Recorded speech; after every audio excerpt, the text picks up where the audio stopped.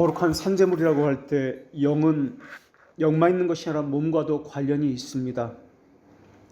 그래서 거룩한 산재물은 몸과 영혼의 기능이 얼마나 밀접한 관계를 가지고 있으며 그것이 또한 인격적 성숙과 얼마나 깊은 관계가 있는지 말씀하고 있습니다. 그것을 정하는 말씀이 오늘 본문에 하나님이 기뻐하신이라는 이 단어입니다. 이 말씀 이상으로 하나님이 원하시는 것이 무엇인지 입증해 주는 것은 없을 것입니다. 하나님이 기뻐하시는 그것은 우리가 드려야 할 영적 예배입니다.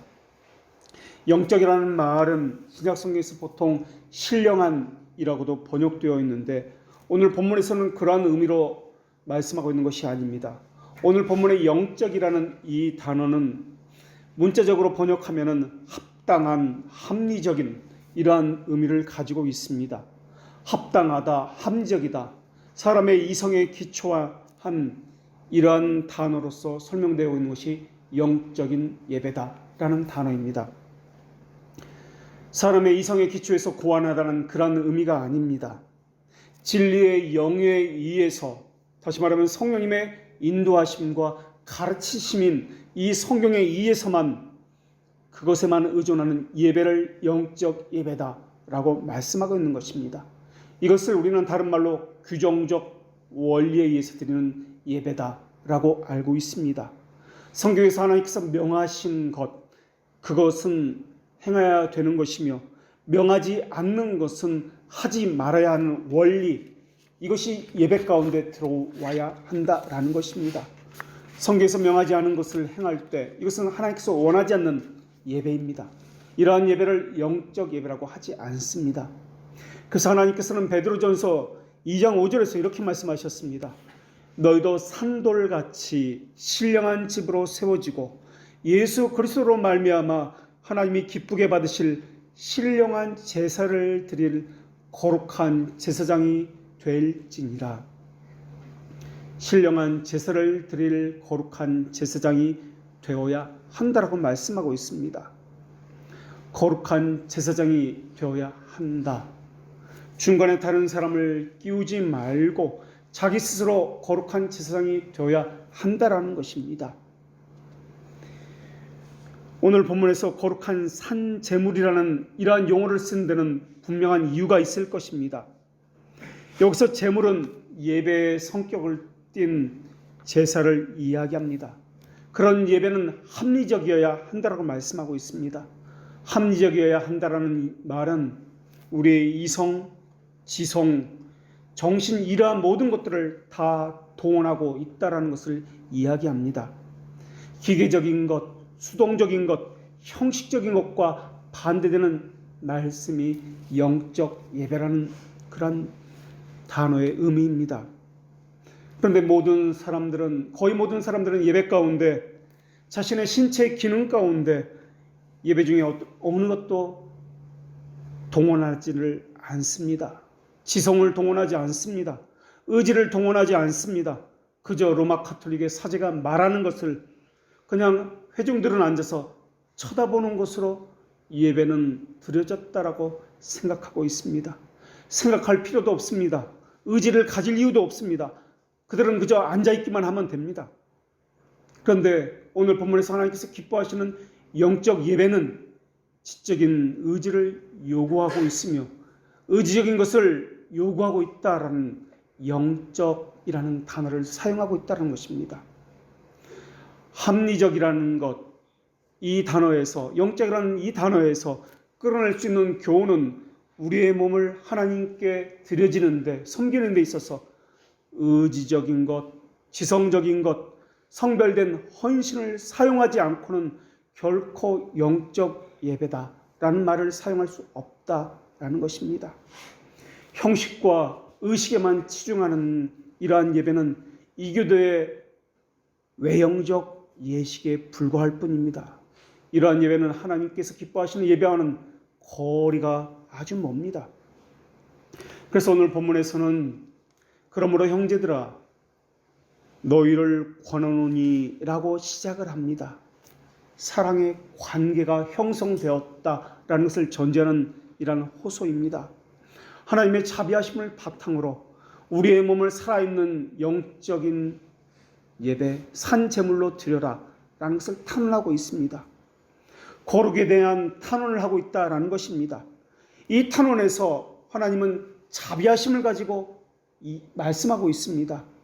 너희가 육신대로 살면은 반드시 죽을 것이다 라는 이 준엄한 심판과 명령에 하나님은 호소할 수도 있었습니다. 그런데도 불구하고 하나님은 준엄한 심판에 호소하는 것이 아니라 하나님의 자비하심으로 호소하고 계십니다. 그런데 우리가 알아둬야 할 것은 하나님은 구약의 그리고 신약의 시대를 따로 구분해서 구약 시대에는 의식적인 짐승을 가지고 제사를 드리는 것을 요구하고 계시고 신약 시대에는 비로소 영적인 예배를 요구하는 것이 아니다라는 것을 우리가 기억해야 할 것입니다.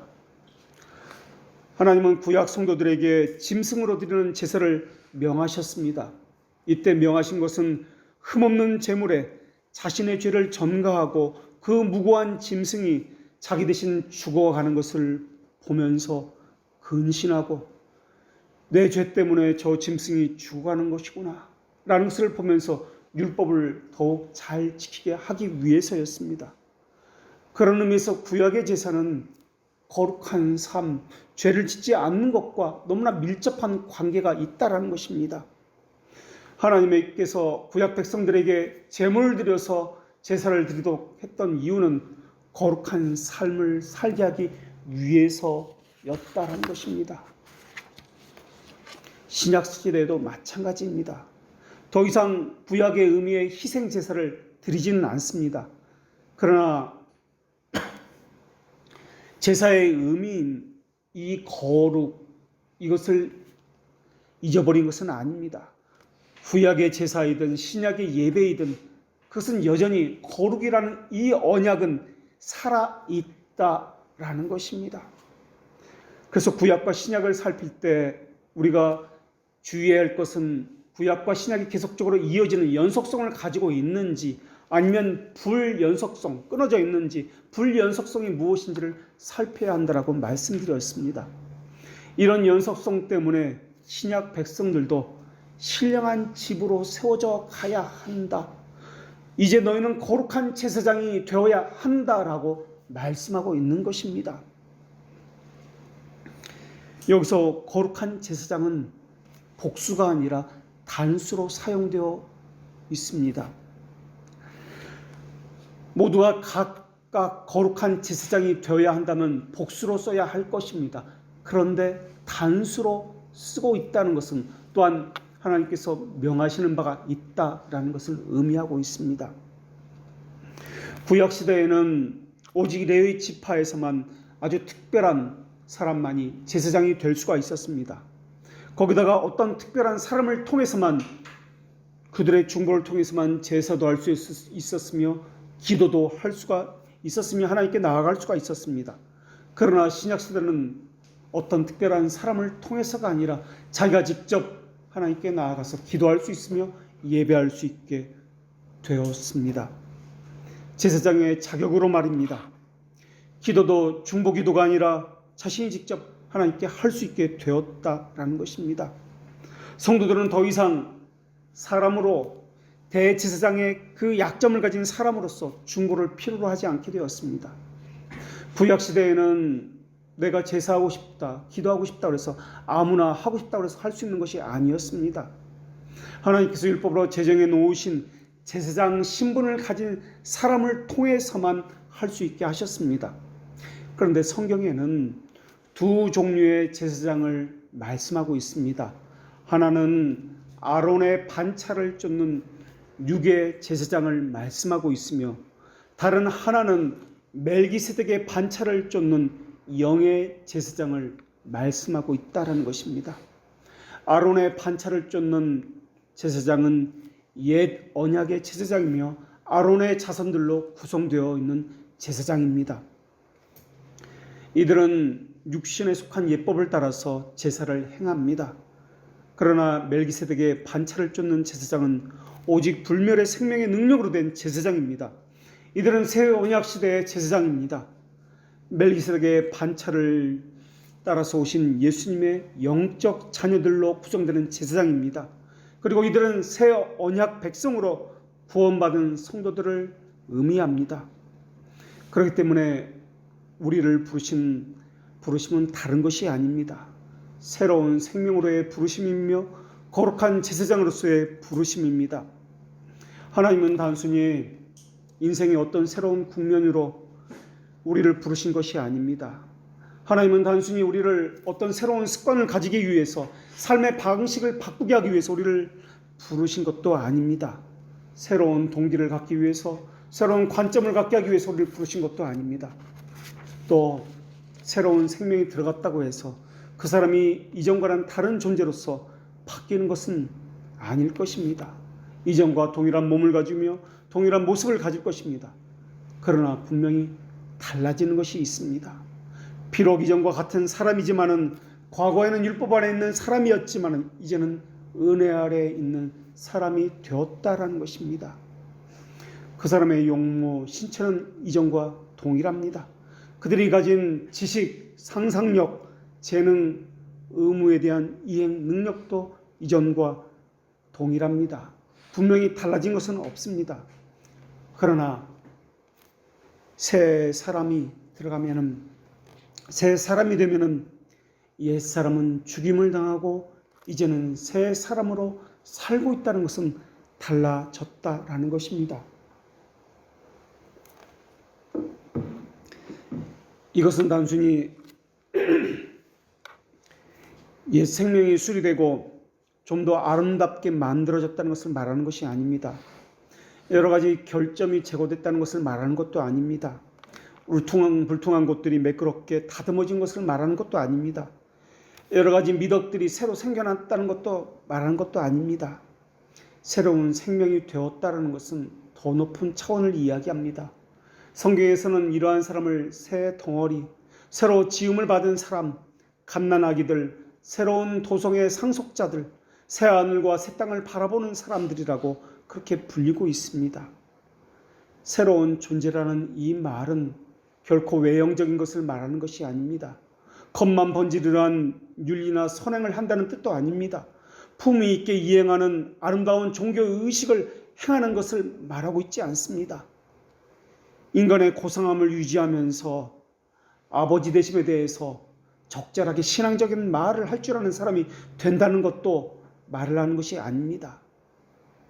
그리스도를 주와 주인이라고 부르면서 수많은 사람들이 오늘날도 부르고 있습니다. 신앙이라는 미명 아래 행하고 있습니다. 이런 피상적인 것, 거짓과도 전혀 다른 것을 이야기합니다. 새로움은 포괄적입니다.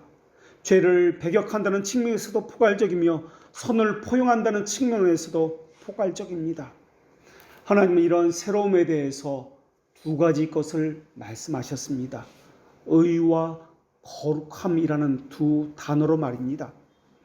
너희는 유혹의 욕심을 따라 썩어져가는 구습을 따르는 옛사람을 벗어버리고 오직 너희의 심령이 새롭게 함을 받아서 하나님을 따라서 의와 진리의 거룩함으로 지으심을 받은 새 사람을 입으라 라고 말씀하십니다.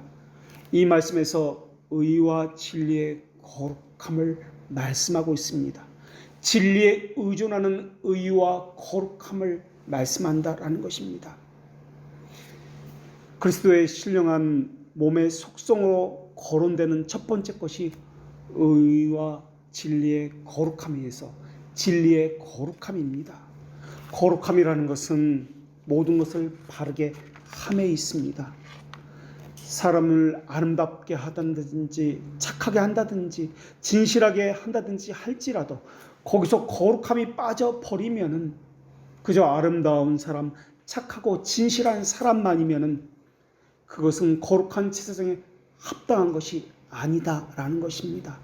새로운 사람에 합당한 것이 아니다라는 것입니다. 진실하다고요? 거기서 거룩함이 빠져버리면 이것은 아무런 소용이 없다라는 것입니다. 그냥 진실하기만 하면은 거룩하지 못한 까닭에 순전한 양심을 더럽히고 대의를 해치는 경우가 많이 있습니다.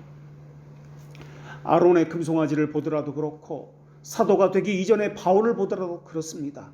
자기는 좋은 마음을 가지고 한껏 열심을 내었습니다. 그런데 그 열심과 거룩함이 하나님을 대적하는 열심이었습니다. 그것은 오늘 우리에게도 마찬가지일 것입니다. 다른 사람을 위해서 열심히 기도합니다. 다른 사람을 위해서 열심히 자기를 내어주기까지 섬기고 있습니다. 자기를 버리기까지 노력하는 경우도 있습니다. 교회를 위해서 열심히 수고하고 땀을 흘리는 경우도 있습니다. 그런데 그러한 모든 것들이 하나님을 아는 거룩한 진리에 근거하지 아니하고 행하는 경우가 너무나 많이 있습니다. 그저 개인적인 복리를 위해서, 사람의 이심양면을 위해서 하는 경우가 많이 있습니다. 그리스도인이 신령한 몸의 거룩함을 위해서 완성되어 간다는 것이 어떤 것인지 무엇인지 모르고 행합니다. 신령한 전체를 완성해 간다는 것이 무엇인지는 관심이 없습니다. 그저 개인의 영들에만 관심이 있습니다. 기독교 신앙은 개인의 인격의 완성, 공리를 입증하는 종교가 아닙니다. 구원받아서 새 사람이 된다는 것은 먼저 생각해야 할 것이 있는데 그것은 신령한 몸의 전체적인 그것을 구성하는 예수 그리스도라는 것입니다. 새 생명이 된다는 말은 전체의 한 부분으로서 의미를 갖는다는 말입니다. 이것을 다른 말로 접붙임이다, 연합이다, 또 거룩이다, 칭이다 라는 말로 바꿔 사용할 수 있습니다. 새 생명을 가진 사람은 그리스도의 몸에 접붙여졌기 때문에 신령한 몸이 가지고 있는 전체 성격에 맞추어서 그 지체도 행동하게 되어 있다라는 것입니다. 신령한 전체 몸이 가지고 있는 그 거룩한 목표를 향해서 그 몸도 함께 그 거룩한 목표를 향해서 함께 나아간다라는 것입니다. 신령한 몸이 가지고 있는 거룩한 목표를 향해서 나아갈 때 그 목표라는 것은 교회를 크게 짓는 것, 선교사를 몇 명 보내는 것 이런 것을 말하는 것이 아닙니다. 그리스도인의 신령한 큰 인격체를 갖추는 것을 이야기합니다. 다시 말하면 그리스도에게 접붙여진 교회가 교회로서 바른 하나님의 속성을 드러내는 것을 이야기합니다. 한 사람이 성공하는 것, 교회가 크고 성공하는 것 이런 것을 이야기하는 것이 아닙니다. 내가 아무리 개인적으로 도덕적으로 선하고 또 훌륭한 일을 한다 할지라도 이것은 성경에서 말하고 있는 것이 아니다라는 것입니다. 우리는 몸이라는 전체를 생각해야 한다는 것입니다. 제사장이라는 말은 거룩함을 동반해야 하는데 이것은 제사장은 자기를 위해서 존재하는 사람이 아닙니다. 다른 지체를 위해서 존재하는 사람이고 전체 몸을 위해서 존재하는 사람이 제사장이다라는 것입니다. 개인적으로 뛰어난 사람 많이 있습니다. 윤리적인 도덕적인 성품을 가지고 있는 사람도 많이 있습니다. 윤리적이고 도덕적인 성품을 가지고 성공한 사람도 많이 있습니다. 이러한 것은 세상적인 사람으로서는 의미를 가질지 모르지만 하나님의 나라에서는 이것은 아무런 소용이 없다라는 것입니다. 그렇기 때문에 우리가 거룩함이라는 단어를 그 풍기는 의미를 알지 못하면 아무리 개인적으로 진실하게 살고 열심을 낸다 할지라도 또 아름다운 덕을 구비하고 있다 할지라도 이것은 세상에서 말하는 도덕 윤리에 불과할 뿐입니다. 성경에서 말하는 거룩한 삶, 성화를 말하고 있지 않습니다. 하나님께서 베드로 사도를 통해서 무엇이라 말씀하는지 들어보십시오. 너희 마음에 그리스도를 주로 삼아 거룩하게 하고 너희 속에 있는 소망에 관한 이유를 묻는 자에게 대답할 것을 항상 준비하되 온유와 두려움으로 하고라고 말씀하셨습니다. 거룩하되 어떻게 거룩하라고 했습니까? 너희 마음에 그리스도를 주로 삼아 거룩하게 하고라고 말씀하셨습니다. 그러니까 개인이 그리스도를 주로 삼습니다마는 그 개인은 개인으로서 거룩해 된 것이 아닙니다. 그리스도라는 몸에 접붙여져서 몸 전체를 통해서 그것으로부터 거룩함을 입었다라는 것을 말해야 하는 것입니다. 너희는 택하신 족속이요라고 할 때도 민족이라는 교회라는 전체를 바라보아야 합니다. 너희는 왕같은 제사장이요라고 할 때도 거룩한 나라요라고 말을 할 때도 한 개인이 아니라 전체적인 공동체 속에서를 바라봐야 한다는 것입니다. 소유된 백성이라고 할 때도 백성이라는 전체 속에서 바라보아야 한다는 것입니다. 거룩하다는 이 말은 이렇게 전체적인 성격을 가지고 있다는 것을 전제해야 할 것입니다. 결국 거룩하다라는 이 말은 개인의 덕성을 물론 말하는 것이기도 하지만 교회 전체의 거룩성, 교회가 반드시 가져야 할 하나님의 형상과 그리스도의 몸의 표지를 이야기하고 있다라는 것입니다. 그러니까 교회가 교회로서 서 있어야 할 자리가 어디인지를 말하고 있는 것이 이 거룩이다라는 것입니다. 물론 이 안에는 개개인이 각기 자기 자리에 서 있어야 하면 두말할 것도 없을 것입니다. 그 사람이 거룩하다라고 말할 때 말해야 하는 것은 그렇다면 그 사람은 어디에 속해 있느냐를 이야기해야 할 것입니다.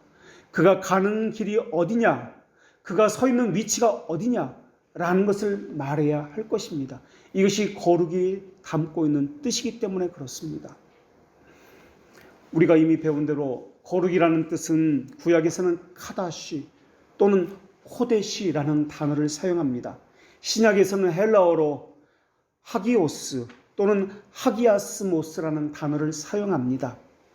이 거룩이라는 단어는 하나님께서 어떤 경영, 어떤 목적을 위해서 구별되었다라는 말입니다. 동시에 이 거룩이라는 말은 하나님의 뜻 안에서, 진리 안에서라는 의미도 함께 가지고 있는 단어입니다. 이때 구별되었다는 이 말은 우리가 이 돈 가지고 헌금해야지, 이 돈은 밥 사 먹어야지, 이건 생활비로 써야지 하면서 나눠놓은 것, 이것을 이야기하지 않습니다. 하나님이 쓰신다는 것을 말을 하고 있습니다. 하나님이 쓰시는 어떤 용도, 어떤 계획과 관련되어 있다라고 할 때 이 거룩이라는 단어가 그렇게 사용되어집니다. 그래서 이 거룩이라는 단어에는 하나님의 뜻과 계획이라는 의미를 포함하고 있습니다. 해서 하나님이 쓰시는 용도로 구별되었다 해서 성물, 성전, 성막이다 라고 합니다. 주일도 하나님께서 구별해 놓으셨다 해서 하나님의 성일, 거룩한 날이라고 말을 합니다. 그래서 모든 예배, 제의에는 이 거룩이라는 단어가 들어가는데 사람 마음대로, 사람의 열심대로가 아니라 하나님의 뜻대로, 하나님의 명하신 대로, 이 진리인 성경 말씀대로 라는 진리적 요소가 필수적으로 수반되어야 하는 것입니다.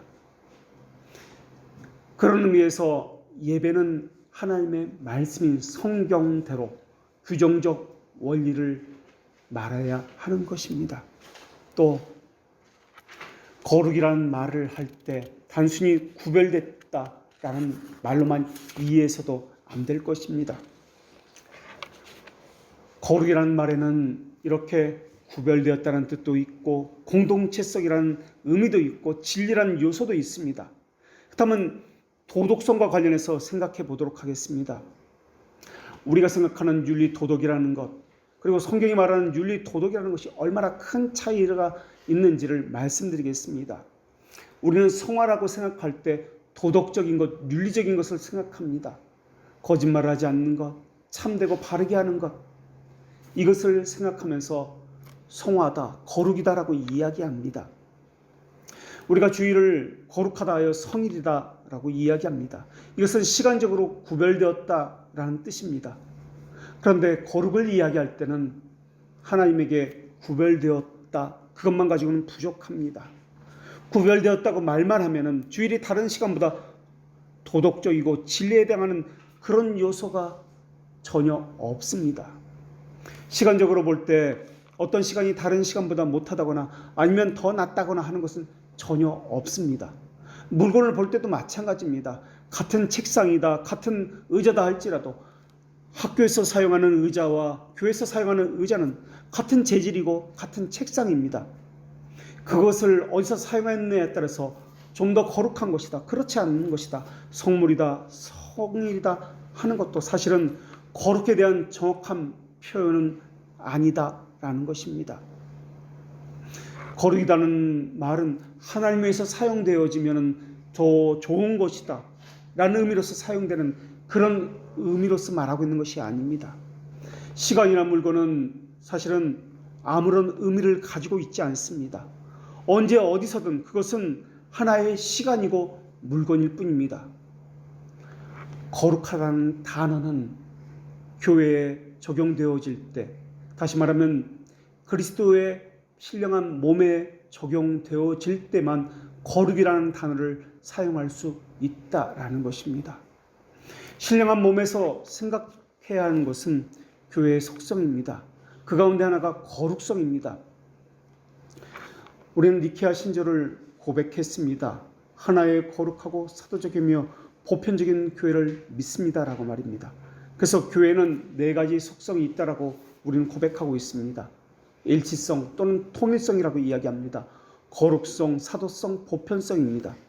사도신경에서는 교회를 고백할 때 2가지를 고백합니다. 우리는 거룩한 공교회, 그러니까 거룩성과 보편성을 믿는다고 고백하고 있습니다. 우리는 이렇게 신앙 고백을 통해서 교회의 4가지 속성을 고백하고 있습니다. 그런데 이것은 모두 그리스도라는 끈으로 연결되어 있어서 4가지라는 것은 하나를 보는 다른 측면이다라는 것을 알 수가 있습니다. 거룩성은 한 몸이라는 일치성을 가지고 있습니다. 일치성은 모두가 함께라는 보편성을 가지고 있습니다. 보편성은 또한 역사적이며 사도성을 가지고 있습니다.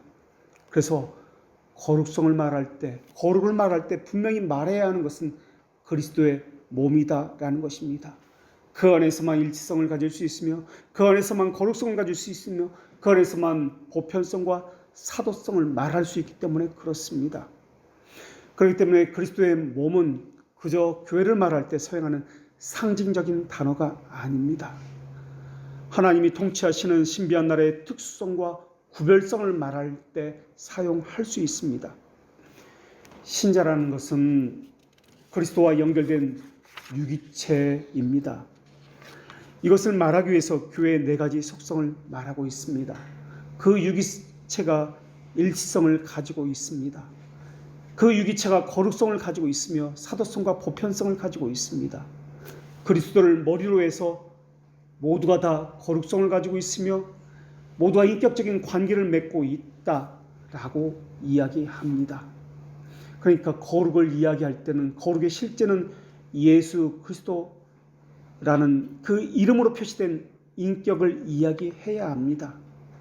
그냥 역사 속에서 이전에 존재했던 그리스도를 말하는 것이 아니라 지금도 행하시고 앞으로 구원 사역을 이루실 분으로서 그리스도를 말해야 한다는 것입니다.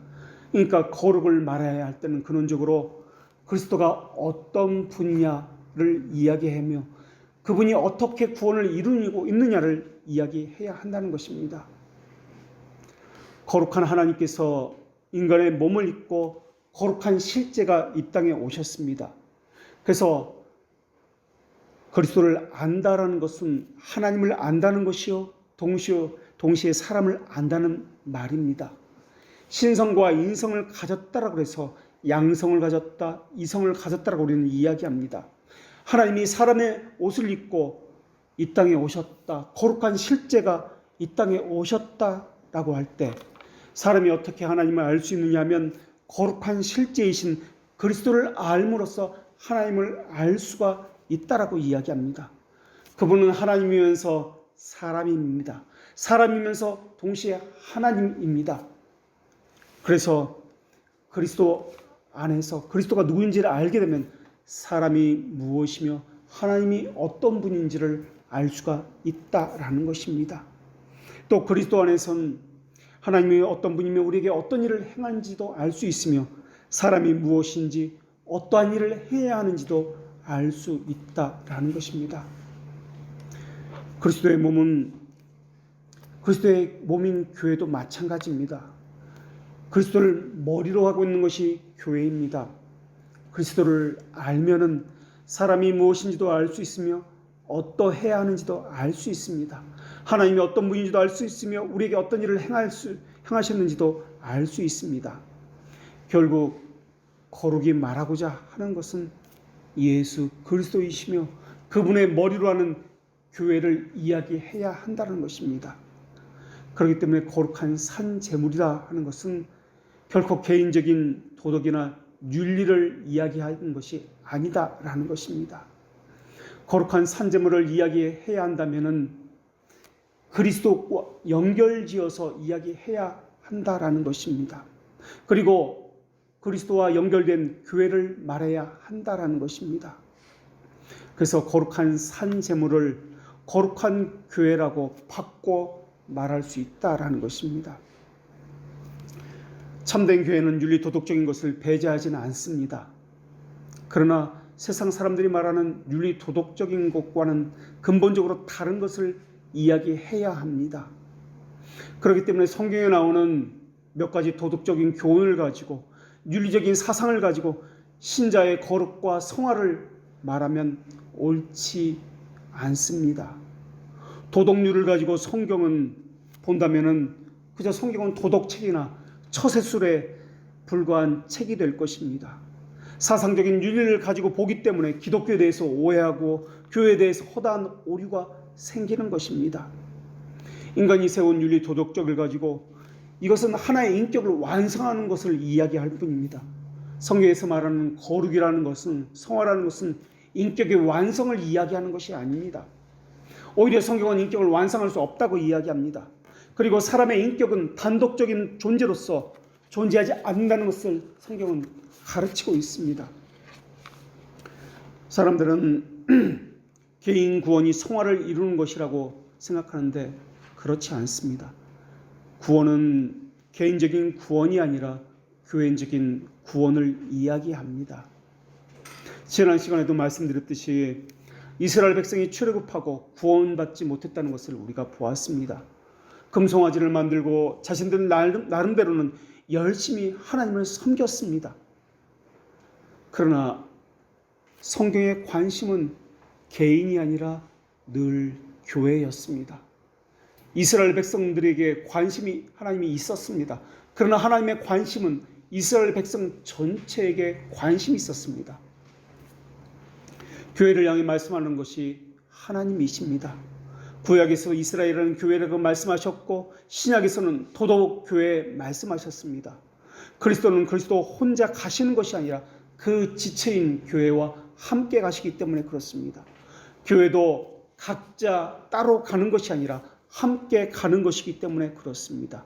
각자 독립해서 완성된 인격체로서 가는 것이 아니라 머리신 그리스도를 유기체로서 함께 가는 것이기 때문에 그렇습니다. 개인이 아무리 큰 덕을 쌓는다 할지라도 구원에 이르는 것이 아닙니다. 그리스도에게 접붙여지지 않으면 모든 수고는 소용이 없습니다. 접붙여져야만 거룩을 그때서야 말할 수 있게 되기 때문에 그렇습니다. 예배나 제사는 어떨까요? 개인이 거룩하고 흠이 없다 할지라도 함께라는 것이 빠져버리면은 이것은 하나님 앞에 아무런 소용이 없다라는 것입니다. 그리스도 없는 교회도 없으며 지체 없는 교회도 없기 때문에 그렇습니다. 각 개인이 교회라고 말을 할 때도 모두가 함께라는 것을 전제로 개인을 교회라고 표현하는 것입니다. 결국 거룩한 산 제물이라고 오늘 본문에서 말씀하고 있는 것은 일차적으로 그리스도를 지칭하고 있는 것이며 그 다음에 거룩한 그리스도에게 접붙여진 교회를 의미하고 있는 것이며 그런 다음에 그 교회에 접붙여진 각 개인의 영적인 삶을 이야기하고 있다라고 보아야 합니다. 그렇기 때문에 우리가 추구하는 참된 윤리는 사람이 어떻게든 노력하는 것이 아닙니다. 또 그리스도와 사람이 따로 떨어져서 말하고 있는 것도 말하고 있는 것이 아닙니다. 하나님은 고린도 교회에 이런 말씀을 하셨습니다. 너희는 값으로 산 것이 되었은즉 그런즉 너희는 너희 몸으로 하나님께 영광을 돌려라. 하나님은 영으로, 마음으로 하나님께 영광을 돌리라고 말씀하지 않았습니다. 우리 몸으로 하나님께 영광을 돌리라라고 말씀하셨습니다. 그렇다면 몸으로 하나님께 영광을 돌리라는 것은 무엇을 말씀하시는 것입니까? 이 땅에서 하나님 나라의 그릇 노릇을 하라라는 것입니다. 우리 몸으로 하나님 나라의 그릇 노릇을 하라. 우리가 먹든지 마시든지 하나님의 영광을 위해서 하라고 했을 때 먹는 것, 마시는 것, 이러한 모든 것은 육체와 관련되어 있는 그런 행위들입니다.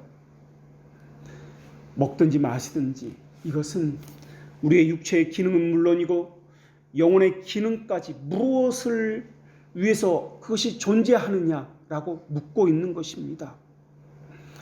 사람은 하나님의 형상을 따라 지음을 받았습니다. 그래서 하나님의 형상을 따라 쫓아야만 합니다. 그런 형상을 가진 사람들이 그것을 가지고 죄를 짓는 일에 쓰임을 받는다면 이것은 하나님을 대적하는 행위일 것입니다. 내가 구원받는다고 할 때 나만 잘하면 된다라는 생각은 버려야 할 것입니다. 내가 구원받는다는 그 말은 몸에 접붙여졌다, 다른 지체와 함께 한다라는 뜻을 가지고 있습니다. 그리스도의 생명의 한 부분으로서 그리스도의 한 몸이 되었다라는 뜻입니다. 교회와 한 몸이 되었다라는 뜻입니다. 교회는 사실 집단적인 행동을 하는 단체는 아닙니다. 교회는 같은 공동의 목적을 가진 사람들의 모임이 아닙니다.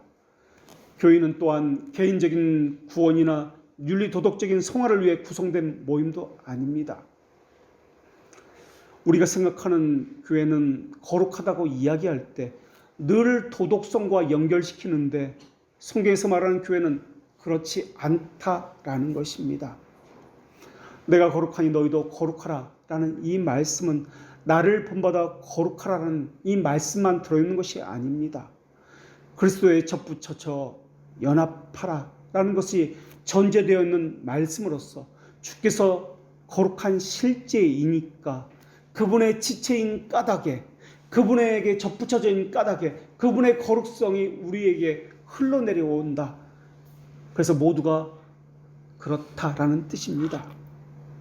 그래서 교회에서 첫 번째로 가르쳐야 하는 것은 입신양명, 공적인 목적을 가지고 이 세상에서 어떻게 살아야 하는지 윤리 도덕적인 것을 가르치는 것이 아닙니다. 교회에서 얼마나 착하게 살아야 되는지 수많은 일을 행해라 그렇게 가르치는 것도 아닙니다. 그리스도에게 접붙여지지 않았다면 이런 모든 것들은 소용이 없습니다. 거룩의 핵심은 그리스도입니다. 산재물이 말하고자 하는 것도 그리스도입니다. 교회에서 말하고자 하는 것도 예수 그리스도입니다. 교회가 어차피 그리스도를 머리로 하기 때문에 하나님이 지키는 것 아닙니까? 어떻게든 교회는 거룩하게 된 것 아닙니까? 내가 어떻게든 말입니다 라고 생각하는 사람도 있습니다. 그러나 이 땅의 교회는 완성된 교회가 아니라 전투하는 교회입니다. 교회를 교회되게 하지 않으면 교회의 빛은 가려집니다. 우리 개인이 아무리 온전하고 윤리도덕적으로 완성되어졌다 할지라도 교회가 완성되지 못하면 우리는 완성되지 못한 것과 마찬가지입니다. 그러니까 신자의 삶이라는 것은 무엇이냐? 교회의 교회됨을 바르게 하는 삶에 기여해야 한다라는 것입니다. 교회의 거룩한 속성을 바로 드러내는 생활 태도를 가져야 하는 것이 신자의 삶이다라는 것입니다. 이것은 그리스도의 속성을 드러내는 것과 연관지어져 있습니다. 요즘 광신주의에 빠져서 객관적이고 정당한 이유를 갖지 못하고 혼자 떠돌아다니면서 오늘은 이 교회, 내일은 저 교회 이렇게 다니는 사람이 많이 있습니다. 그들은 자신이 믿는 그것이 진리라고 굳게 믿고 있습니다. 그러면서 만용을 부리고 있습니다. 거짓이 진리인 것처럼 보이는 것은 속이는 영이 그들과 함께하기 때문에 그렇습니다. 알곡과 가라지는 비슷하게 보이는 것과 마찬가지입니다. 그러면서 그들이 핍박을 받거나 반대를 당하면 자신은 진리를 위해서 좁은 길을 걷고 있는 것처럼 굉장한 자부심을 갖기도 합니다. 기억하십시오. 다수가 가는 길은 항상 옳은 길은 아닙니다. 물론 소수가 가는 길이라고 항상 옳은 길도 또한 아닐 것입니다. 가장 옳은 길, 안전한 길은 예수 그리스도의 뒤를 쫓는 길이어야 할 것입니다.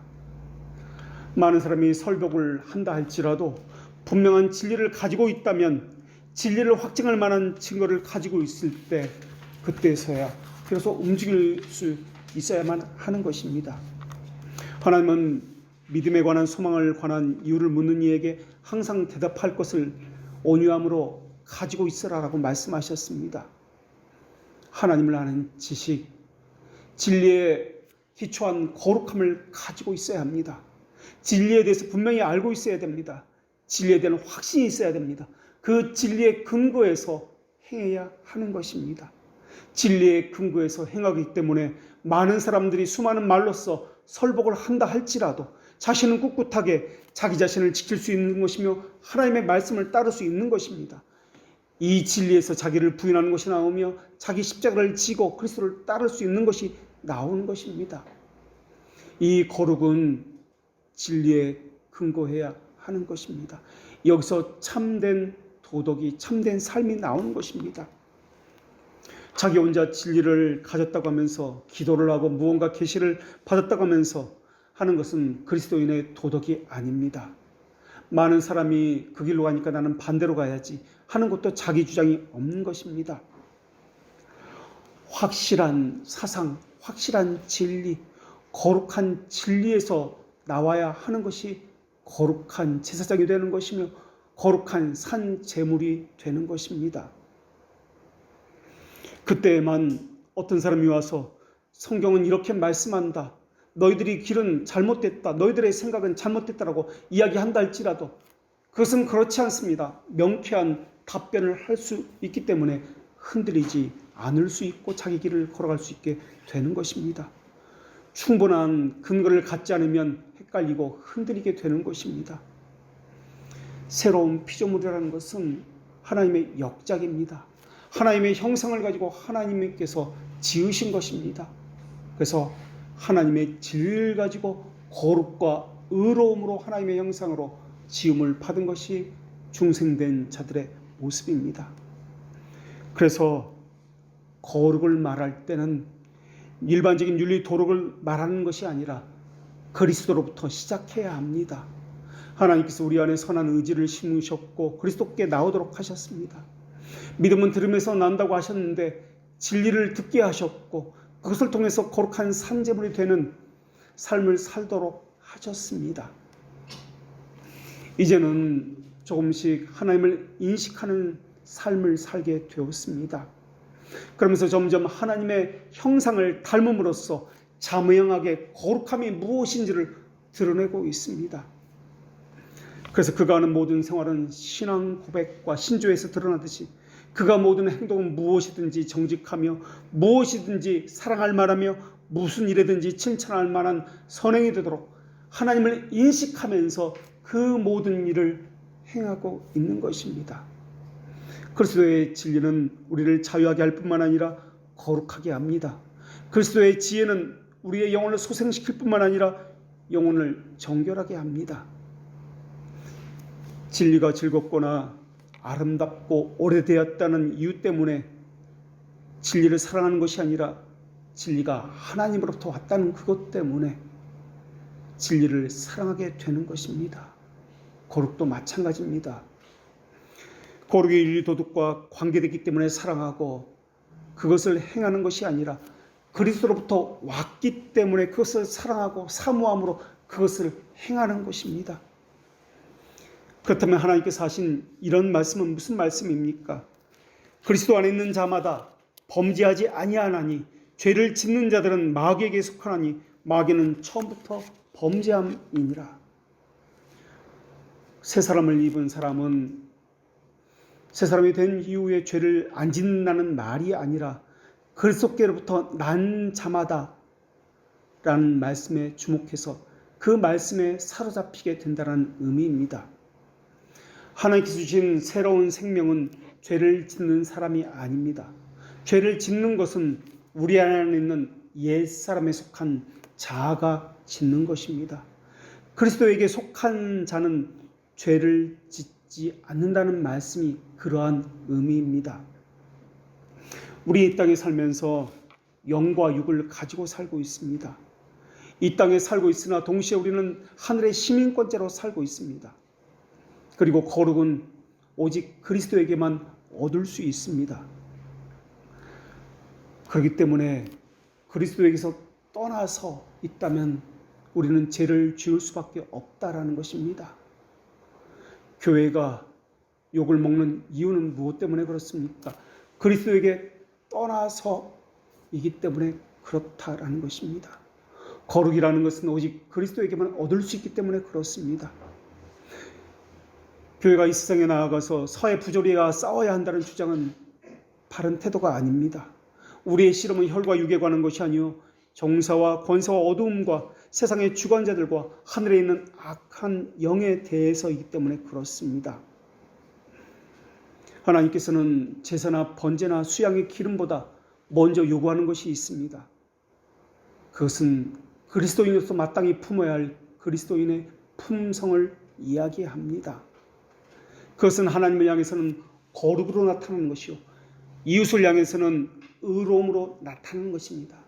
거로움과 의로움, 이것이 하나님의 형상이다 라고 말씀드렸습니다.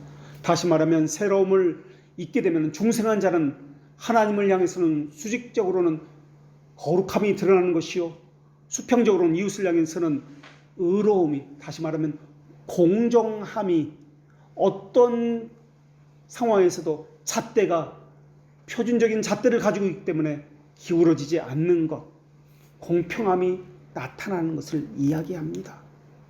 그래서 중생의 목적은, 새 사람을 입는 것의 목적은 거룩함입니다. 그리고 중생의 목표는 의로움을 이루는 것입니다. 중생의 목적은 하나님을 향해서 거룩함이요 중생의 목표는 의로움을, 공정함을 이루는 것. 그래서 거룩함과 의로움을 에베소서 4장 24절에서는 하나님의 형상을 이루는 것이다 라고 말씀하고 있는 것입니다. 결국 신자의 삶이라는 것은 거룩함과 의로움을, 하나님의 형상을 이루는 것인데, 이것은 개인적으로 하는 것이 아니라 그리스도의 몸에 접붙여진 교회와 함께하는 것, 이것을 이야기해야 한다라는 것입니다. 다시 말하면 교회에 거룩함이 없다면 신자의 거룩함이 없다라는 것을 이야기해야 한다는 것입니다. 결국 신자의 삶이라는 것은 교회의 거룩함과 연결되어 있기 때문에 교회의 속성, 교회되게 하는 그것을 교회되게 해야 하는 것을 우리의 삶에서 이루어야 한다라는 것입니다. 이러한 목표에 있어서 최고의 방해물, 장애물이 있는데 이것은 자기 사랑이라는 게으름입니다. 게으름이라는 것은 방에서 뒹굴면서 먹고 차고 하는 것을 말하는 것이 아닙니다. 이때는 이렇게 하고 저때는 저렇게 하는 것, 표준이 없어서 자기 본성에 따라서 이때 저때 움직이는 것을 게으름이다라고 이야기합니다. 이 게으름에는 성급한 확신과 부패함이 함께 포함되어 있습니다. 그래서 게으름에는 항상 동일한 잣대를 가지고 있지 않습니다. 우리에게는 잣대는 하나님 말씀이라는 동일한 표준입니다. 그런데 이 게으름에는 자기 보기에 좋은 대로 자기 사람에게는 더 부드럽게 하고 반대편 사람에게는 더 가혹하게 하는 것. 교회는 그렇게 해서는 안 됩니다. 분명한 말씀의 잣대가 있습니다. 신자는 그렇게 해서는 안 됩니다. 분명하고 정확한 잣대가 있기 때문에 그렇습니다. 이것은 성경이라는 잣대입니다. 신자는 이 땅에서 나그네로 살아가지만은 분명한 목표 없이 그저 마구 사는 사람이 아닙니다. 자신이 가진 모든 지, 정, 의, 이런 영적 활동, 육체적인 활동을 모두 가지고서 이것을 활용해서 자기 본향이라는 정점을 향해서 걸어가는 사람입니다. 그 자기 본향은 하나님으로부터 왔으니 하나님께 가는 것을 이야기합니다. 하나님의 형상을 얻었으니 하나님의 형상을 우리 안에서 이루어가는 것, 예수 그리스도의 그 품성을 갖도록 하는 것을 이야기합니다. 하나님이 아브라함에게 내가 지시할 곳으로 가라고 말씀하실 때 그 땅으로 갔습니다. 그러나 아브라함은 그 땅에서 정착지로 삼지 않았습니다. 그 땅에 마침내 도착했다라고 아브라함은 말하지 않았습니다. 성경에는 그곳에 장막을 치고 거하였다라고 기록하고 있습니다. 장막에 거하였다라는 것은 언제든지 텐트를 치고 거둘 수 있는, 하나님이 가라고 하면 떠날 수 있는 그 자세를, 마음 자세를 가졌다라고 것을 보여주고 있습니다. 하나님이 이에 대해서 이는 그가 하나님이 계획하시고 지으실 터가 있는 성을 팔았습니다 라고 히브리서에서 기록하고 있습니다. 이것은 천국을 이야기하지 않습니다. 하나님이 창세전에 이미 계획하셨던 하나님의 형상을 팔아보았다라는 의미입니다. 하나님께서 나왔으니 하나님께로 돌아간다. 하나님의 형상을 이룬다. 이것이 바로 거룩이요 성화라는 단어입니다. 이런 사실 가운데 아담도 아벨도 노아도 아브라함도 다 본향을 찾아갔던 사람들입니다. 성경은 이것을 히브리서 11장에서 믿음이다 라고 이야기합니다. 믿음이 없이는 하나님을 기쁘게 하지 못하시나니 라는 말씀으로 하고 있습니다. 다시 말하면 오늘 본문에 하나님이 기뻐하시는 영적 예배는 믿음으로 하는 것인데, 산제물로서 다시 말하면 예수 그리스도께 접붙여져서 예수 그리스도의 품성, 다시 말하면 하나님의 형상을 이루는 것이다.